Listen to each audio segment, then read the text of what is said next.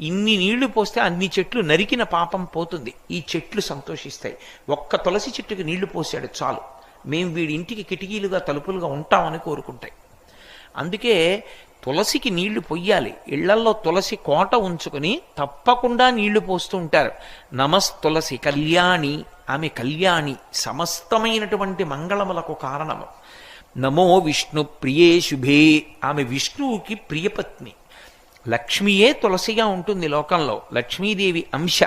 అందుకే బ్రహ్మగారు వరం ఇచ్చాడు. సరే, జలంధరోపాఖ్యానానికి ముందు తులసి యొక్క వృత్తాంతంలో ఆయన ఇచ్చిన వరాలలో ఉంది నువ్వు లక్ష్మీ స్వరూపిణివి అని.